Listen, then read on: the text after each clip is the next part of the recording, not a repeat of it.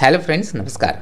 Friends, आप लोग जान ही चुके होंगे कि एसएससी जेएसटी 2023 का ऑप्शन कम प्रेफरेंस को सबमिट करने का समय आ चुका है। नोटिस यहाँ पर आप देख पा रहे हैं। इससे संबंधित इसमें कुछ महत्वपूर्ण बातें कही गई है। वे कौन कौन सी महत्वपूर्ण बातें हैं और आपको ऐसे कौन कौन से बिंदु पर ध्यान देना चाहिए जिसके कारण आप इस तरह के एक्सरसाइज को बहुत ही आसानी से कर सकते हैं, है ना। इसी पर हम लोग काफ़ी विस्तार से आज के इस सेशन में बात करेंगे। इसमें जो महत्वपूर्ण बात कही गई है वो है कि आपको अपने कैंडिडेट लॉगिन करके आप 22 फरवरी 2024 से लेकर के 26 फरवरी 2024 के बीच आप अपना ये ऑप्शन कम प्रेफरेंस को सबमिट करिए। ठीक है, आप इसमें जितने भी चेंजेस कर सकते हैं ये आप इसी अवधि में करें और जो आपका फाइनल सबमिशन होगा वही आपका फाइनल ऑप्शन कम प्रेफरेंस का प्रारूप होगा। उसी के आधार पे आपको प्रेफरेंस दिया जाएगा विभागों को लेकर के। ठीक है, जो भी कैंडिडेट इस ऑप्शन कम प्रेफरेंस को सबमिट नहीं करेंगे इस अवधि में, उसकी कैंडिडेचर ख़त्म हो जाएगी। बाद में उसका किसी भी तरह का रिक्वेस्ट नहीं सुना जाएगा। कोई फैक्स कोई फैक्स को लेकर के एंटरटेन नहीं किया जाएगा। ईमेल को लेकर के एंटरटेन नहीं किया जाएगा। लिखित कोई भी चीज़ आप देते हैं इसको लेकर के रिक्वेस्ट भेजते हैं तो that will never be entertained by the concerned department. Okay, और यहाँ पर आपको एक विशेष बिंदु यहाँ निर्दिष्ट की गई है। यह बिंदु उन जैसे कैंडिडेट्स के लिए हैं जो फिजिकली चैलेंज्ड है, अर्थात पर्सन विथ बेंचमार्क डिसेबिलिटी के कैंडिडेट के श्रेणी में आते हैं। उन लोगों के लिए यहाँ पर एक बात क्लियर कर दिया गया है कि वे उन्हीं पोस्ट को प्रेफरेंस देंगे जो पोस्ट उन लोग जैसे कैंडिडेट्स के लिए एलोकेट किया गया है, आवंटन किया गया है। दूसरे तरह के पोस्ट के लिए वे ना जाएं, उसे प्रेफरेंस के रूप में, प्रेफरेंस के लिस्ट में ना रखें। हालांकि मैं ऐसे कैंडिडेट्स को ज़रूर कहूँगा कि ऐसे कैंडिडेट्स जो है ना, जितनी भी डिफेंस से रिलेटेड जो विभाग है उसको प्रेफरेंस के लिस्ट में डाले ही नहीं।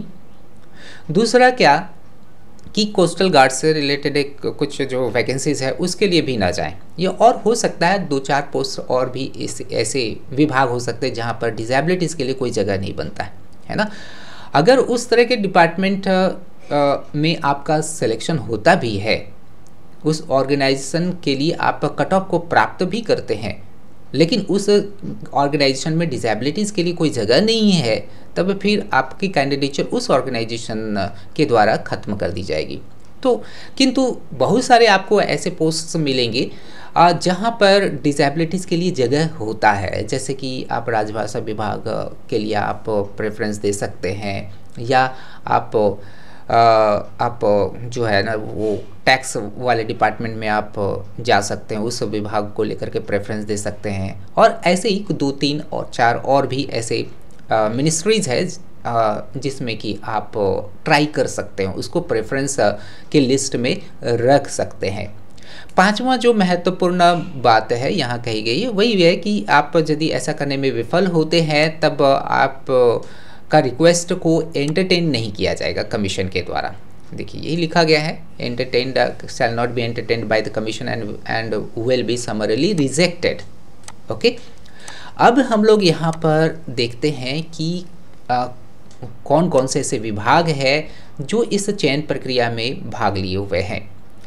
इसमें department of science and technology है, ministry of electronics and information technology है, ministry of health and family welfare है, इसके बाद कैग है, सीबीडीटी है, सीबीआईसी है, डिपार्टमेंट ऑफ कंज्यूमर अफेयर्स है, फूड एंड पब्लिक डिस्ट्रीब्यूशन है। कई सारे ऐसे विभाग हैं जो आपके इंटरेस्ट में कोई ना कोई विभाग आपके इंटरेस्ट से मैच करता है।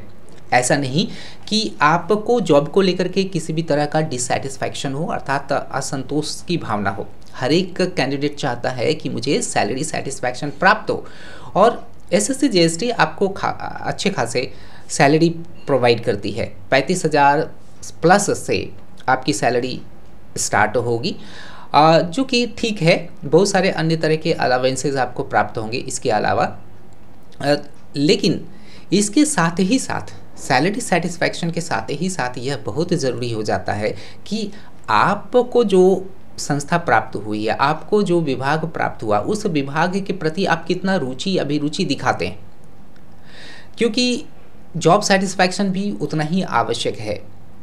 जॉब सेटिस्फैक्शन नहीं रहेगा तो वो आपको भी वहाँ पर काम करने में अच्छा नहीं लगेगा, और उस विभाग को भी आप ठीक तरह से अपने कार्य के प्रति कंट्रीब्यूट नहीं कर सकते हैं। इसलिए दोनों को घाटा होगा, विभाग को भी घाटा होगा और आपको भी काम करने में मन नहीं लगेगा, तो फिर आपको भी अच्छा नहीं लगेगा वहाँ कार्य करने में। तो इस कारण से आपको सबसे पहले जो ध्यान देना है वह है रुचि। आपकी रुचि अभिरुचि क्या है, आपकी रुचि अभिरुचि को ध्यान में रख कर के इतनी सारे विभाग है। यदि आपको ऐसा लगता है कि मैं विज्ञान के क्षेत्र में रुचि रखती हूँ, तब विज्ञान के क्षेत्र में यहाँ पर देखिए आपके विभाग यहाँ पर दिख रहे हैं। Department of science and technology में जाइए, है ना, नहीं तो फिर ministry of electronics and information technology में जाइए। इससे संबंधित फिर पोस्ट्स आपको देखना है कि कितनी पोस्ट्स है। यदि मैं बस एक उदाहरण लेकर के यहाँ पर बता रहा हूँ, मान लीजिए कि आपकी रुचि है कि मैं साइंस एंड टेक्नोलॉजी में वाले विभाग को प्रेफरेंस दूँ, मुझे साइंस में रुचि है, तो इससे संबंधित ये दो पोस्ट से संबंधित आपको देख लेना है कि ये department of science and technology और ministry of electronics and information technology में कितनी आपके पोस्ट यहाँ पर निर्धारित किए गए हैं। देखिए यहाँ पर साइंस एंड टेक्नोलॉजी में देखिए एसटी के लिए एक यहाँ पर पोस्ट निर्धारित किया गया है, ओबीसी के लिए 2 और ईडब्ल्यूएस के लिए इकोनॉमिकली वीकर सेक्शन के लिए यहाँ पर एक भी पोस्ट यहाँ पर नहीं दिए गए हैं। और इस तरह से मिला जुला करके 5 वैकेंसीज़ है यहाँ पर जनरल कैंडिडेट के लिए। साइंस एंड टेक्नोलॉजी में कोई जगह यहाँ पर नहीं दिया गया है। तो आपको ये भी ध्यान रखना है कि मेरे लिए कौन सा पोस्ट है। आप यदि यूआर कैटेगरी से बिलोंग करते हैं तब फिर आपको इस साइंस एंड टेक्नोलॉजी के ये जो विभाग के लिए आपको प्रेफरेंस देना ही नहीं है ना, क्योंकि इसमें आप को किसी भी तरह से इसमें चयन होने वाला नहीं है, क्योंकि यहाँ निर्दिष्ट कर दिया गया है जो एसटी, एससी और ओबीसी कैटेगरी से बिलोंग करते हैं उनको इस पोस्ट के लिए लिस्ट में रखना है, नहीं तो छांट देना है। ठीक है। और यहाँ पर एक चीज़ ध्यान में रखिए कि एक प्रश्न आता है, एक कॉमन सा प्रश्न है कि अब इसको देखिएगा, इलेक्ट्रॉनिक्स एंड इंफॉर्मेशन टेक्नोलॉजी में कितने एससी के लिए मात्र 1 सीट है और ईडब्ल्यूएस के लिए 1 सीट है और जनरल कैटेगरी के लिए 2 सीट है ना। तो क्या एसटी या ओबीसी इस विभाग के लिए जा सकते हैं? कदापि नहीं जा सकते हैं, क्योंकि उनके लिए कोई पोस्ट यहाँ पर निर्धारित ही नहीं किया गया है ना। इसको जनरल कैटेगरी में जो बिलोंग करते हैं कैंडिडेट्स वो इस पोस्ट प्रेफरेंस देंगे। ठीक है। तो ये चीज़ देख करके आपको भरना है, तो ये क्लियर यहाँ पर होगा। अब देखिएगा यहाँ पर देखिए बहुत अच्छे खासे वैकेंसीज है हर एक कैटेगरी के लिए। जो वैकेंसीज यहाँ पर नज़र आ रहा है एआईआर हेडक्वार्टर्स के लिए, जिसमें कि 56 वैकेंसीज है। यहाँ पर SC, ST, OBC, economically weaker sections के लिए और यूआर कैटेगरी के लिए भी यहाँ पर सब कैटेगरीज के लिए यहाँ पर वैकेंसीज है। तो कोई भी कैंडिडेट इस विभाग के लिए जा सकते हैं। कैग में भी देखिए हर एक कैटेगरी के लिए यहाँ पर पोस्ट है निर्धारित किए गए हैं। सीबीडीटी में हर एक कैटेगरी के लिए यहाँ पर पोस्ट निर्धारित किए गए हैं, है ना। यहाँ पर एक सामान्य सा प्रश्न एक आप लोगों की तरफ से आता है कि सर यदि क्या है कि इस डिपार्टमेंट के लिए मैंने जो प्रेफरेंस दिया है ना वो फर्स्ट प्रेफरेंस था, कोई जो है ना एससी कैंडिडेट कह रहा है मैंने फर्स्ट प्रेफरेंस दिया, मुझे यह डिपार्टमेंट पसंद आता है, इसका जो वर्किंग प्रोफाइल है काफ़ी अच्छा लगता है मुझको। ऐसा होता है कि मेरा जो है सो मार्क्स इस पोस्ट के लिए नहीं आ रहा है, कट ऑफ नहीं आ रहा है, तो क्या मैं उसके बाद जो मैंने प्रेफरेंस दिया है उस डिपार्टमेंट के लिए होगा कि नहीं? हाँ, हो सकता है, ज़रूर हो सकता है, बशर्ते कि आप ही के कैटेगरी वाला कोई कैंडिडेट उसको फर्स्ट प्रेफरेंस दिया रहेगा तो उसको प्रेफरेंस दिया जाएगा, फिर आपको नहीं प्रेफरेंस दिया जाएगा, है ना। वो आप ही के कैटेगरी वाला मान लिया जाए, इसके लिए 250 मान लिया जाए कि 250 अंक निर्धारित किए गए हैं CBDT में जाने के लिए।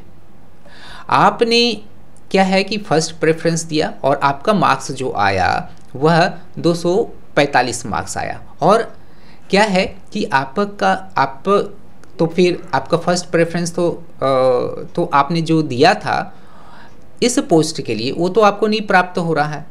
तब ऐसी स्थिति में वो कैंडिडेट, आप ही के कैटेगरी वाले वो कैंडिडेट जो 250 अंक प्राप्त किए, उसने फर्स्ट प्रेफरेंस दिया है तो उसे प्राप्त हो जाएगा, उसको वो विभाग प्राप्त हो जाएगा। लेकिन ध्यान में रखिएगा कि यदि आप जो है सो 250 अंक लाए हैं और आप इसे सेकंड प्रेफरेंस दिए हुए हैं,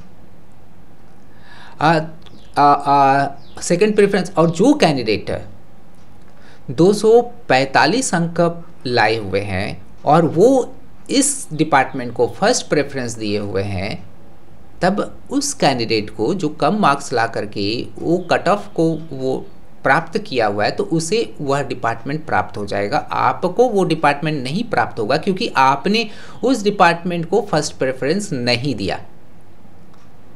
ठीक है, आशा करते हैं कि आप ये जो कैलकुलेशन है आप समझ पा रहे होंगे। हो सकता है कि मैं समझाने में मैं यहाँ पर पूरी क्लैरिटी के साथ नहीं समझा पा रहा हूँ, लेकिन आप समझ गए होंगे इस बात को।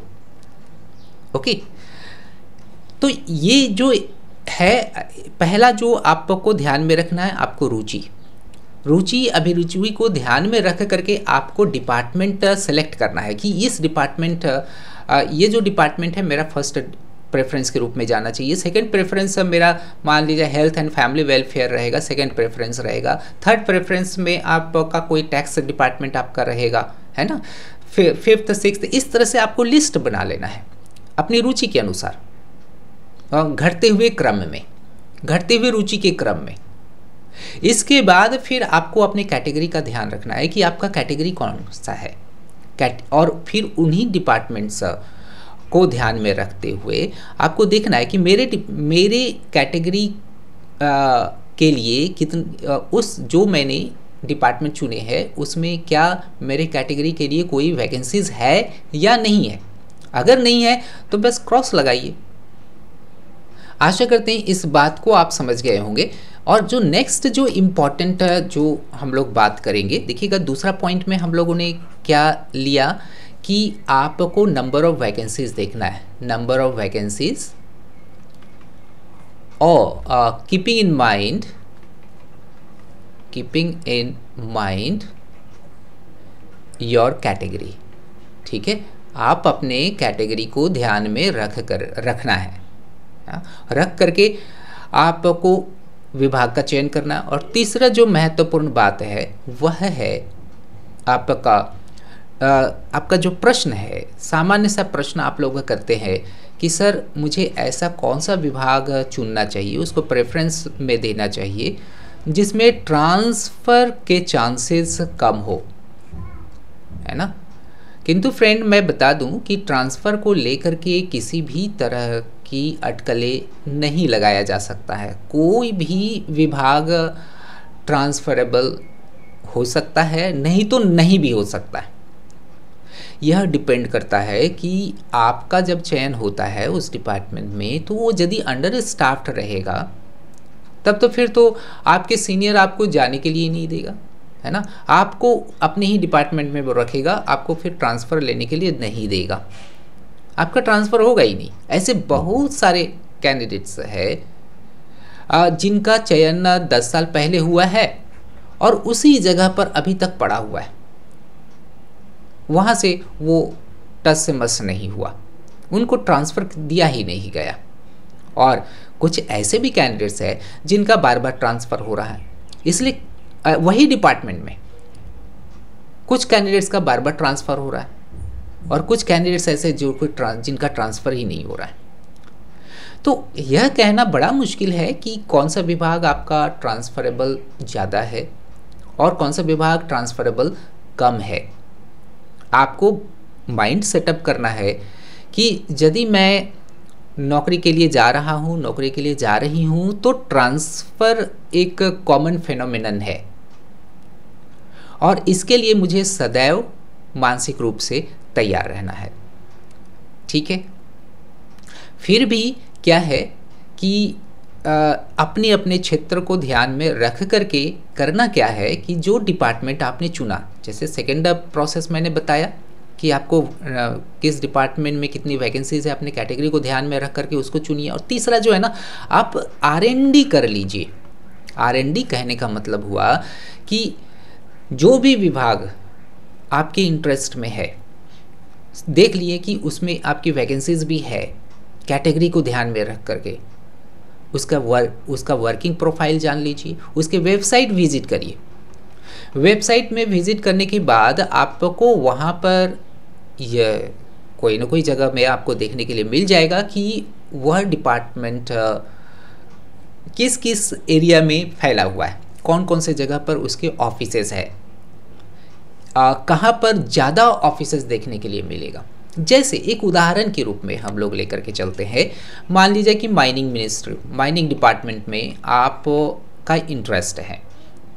ठीक है, माइनिंग डिपार्टमेंट में इंटरेस्ट है और माइनिंग कहाँ कहाँ, जहाँ जहाँ पर माइनिंग होता होगा वहीं पर तो सबसे ज़्यादा ऑफिसेज मिलेंगे ना। अब देखिए, माइनिंग भारत में कहाँ कहाँ होता है, वेस्ट बंगाल, ठीक है, झारखंड हो गया, उधर उड़ीसा, फिर आप उधर राजस्थान, है ना, ये, और साउथ इंडिया में एक दो जगह है। तो माइनिंग वाले ध्यान में रखेंगे कि जिनका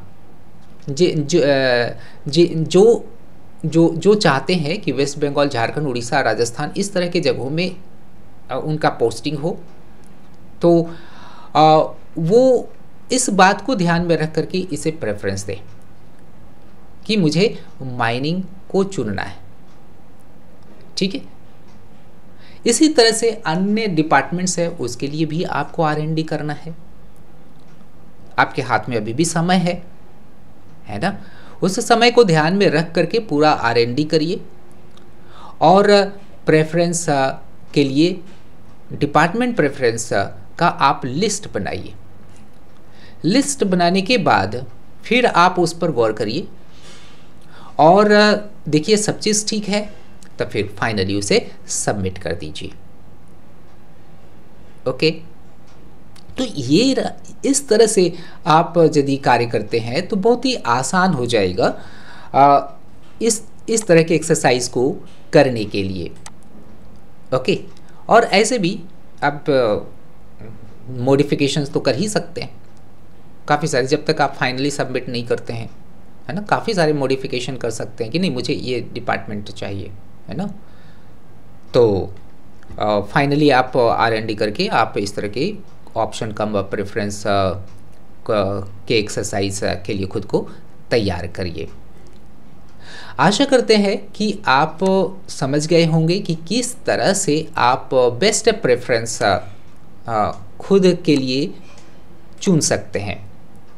लेकिन ध्यान रखिएगा कि वे कैंडिडेट जो अच्छे मार्क्स ला रहे हैं उन्हीं को जॉब प्रेफरेंस प्राप्त हो पाएगा, पोस्ट प्रेफरेंस प्राप्त हो पाएगा। जिनके मार्क्स कम आ रहे हैं लेकिन वो कट ऑफ प्राप्त कर लेते हैं, उनका सिलेक्शन हो जाता है, लेकिन वो उनका जो प्रेफरेंस होगा वो कोई काम का नहीं आएगा, उनको कोई भी डिपार्टमेंट एट रैंडम प्राप्त हो सकता है और उनको एट रैंडम नौकरी उस डिपार्टमेंट के लिए खुद को तैयार करना पड़ेगा, चाहे आपको उस डिपार्टमेंट के प्रति रुचि है हो या ना हो। ठीक है, लेकिन नौकरी मिल जाता है तो फिर क्या है कि इसको लेकर के इतना हाइप अप किया जाता है, आपकी नौकरी प्राप्त हो गई, आप में सकारात्मकता का भाव उत्पन्न होगा तो आपको उस डिपार्टमेंट के प्रति प्रेम हो जाएगा, है ना, और आप उस डिपार्टमेंट को पूरा कंट्रीब्यूशन देंगे।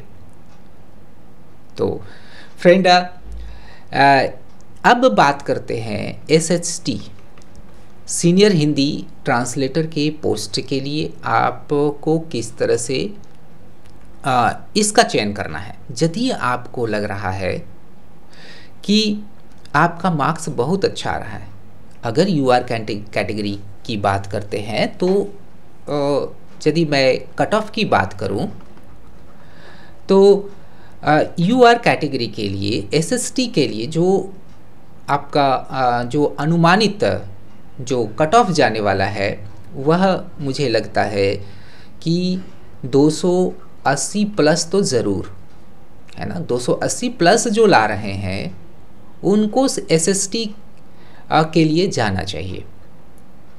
ओके, और जो OBC वगैरह से बिलोंग करते हैं तो जस्ट वो समझिए कि वो 275 प्लस 280 प्लस तो मैं तो कम ही बोला, क्योंकि इस बार जो पेपर 2 का जो लेवल था वो थोड़ा कम था, ज़्यादा हार्ड नहीं था। इस कारण से हो सकता है कि ये जो SHT के लिए जो स्कोर जाए वो 280 या 290 तक जा सकता है। ठीक है, तो मुझे लग रहा है कि 280 प्लस तो मैंने कम ही बता दिया, लेकिन 280 प्लस आपको लेकर के चलना है। 280 प्लस आ रहा है तो आप SHT को प्रेफरेंस के रूप में दे सकते हैं। ठीक है, यदि आपको डाउट है कि इतने मार्क्स मुझे नहीं आएंगे, तब ऐसी स्थिति में आप SHT को लेकर के ना जाएं, आप JST के विभागों को लेकर के चलिए, उनको प्रेफरेंस दीजिए। आप फिर क्या करिए कि आप यदि बीच बीच में है कि आपका मार्क्स SHT के लिए भी बन सकता है और JST के लिए तो बनेगा ही बनेगा, है ना, तब ऐसी स्थिति में क्या करिए कि आप फर्स्ट प्रेफरेंस के रूप में JST दीजिए पहला वाला में, दूसरा वाला में आप SHT दे दीजिए। ओके, इससे होगा क्या कि जो आपने फर्स्ट प्रेफरेंस दिया, आपका फेवरेट डिपार्टमेंट आपको प्राप्त हो जाएगा कि मैं इसी डिपार्टमेंट में जाना चाहता हूँ या चाहती हूँ, तो वो आपको प्राप्त हो जाएगा, है ना। और यदि आपको SHT के मार्क्स प्राप्त हो जा रहे हैं तब तो फिर आपको SHT प्राप्त होगा, है ना। लेकिन कम से कम क्या है कि आपको JST के लिए जो पोस्ट आपने चुना फर्स्ट प्रेफरेंस के रूप में, वो तो आपको 100% प्राप्त होगा ही होगा। ठीक है, तो इस तरह से आपको जाना है। और जो कैंडिडेट्स डिफेंस में रहना नहीं चाहते हैं, डिफेंस में काफ़ी डिसिप्लिन, काफ़ी कम छुट्टियां जो लेना चाहते हैं, डिसिप्लिन्ड लाइफ जीना चाहते हैं, तब तो फिर तो उनको डिफेंस से रिलेटेड विभागों को प्रेफरेंस देना चाहिए। तो डिपेंड करता है आपकी पर्सनालिटी पर, आप किस तरह की पर्सनालिटी रखते हैं, किस तरह की आपका फैमिली बैकग्राउंड है। तो इस तमाम तरह की चीज़ों को ध्यान में रख करके आपको इस तरह के एक्सरसाइज करना चाहिए, अर्थात ऑप्शन कम प्रेफरेंस को लेकर के आपको एक्सरसाइज करना है। आशा करते हैं कि काफ़ी फ्रूटफुल रहा यह सेशन। आप एक एक चीज़ को जान गए होंगे, समझ गए होंगे कैसे ऑप्शन कम प्रेफरेंस को सबमिट करना है, कैसे आप लिस्ट बना सकते हैं। मिलते हैं किसी अन्य सेशन में कुछ हाईली इन्फॉर्मेटिव चीज़ों के साथ। Wish you all the best. आप लोग सभी का चयन हो, आप लोग जो चाहते हैं वो प्राप्त हो, वही विभाग आपको प्राप्त हो। तहे दिल से शुभकामनाएं मेरे तरफ से, आनंद ट्यूटोरियल्स के सभी टीम मेंबर्स के तरफ से। Thank you.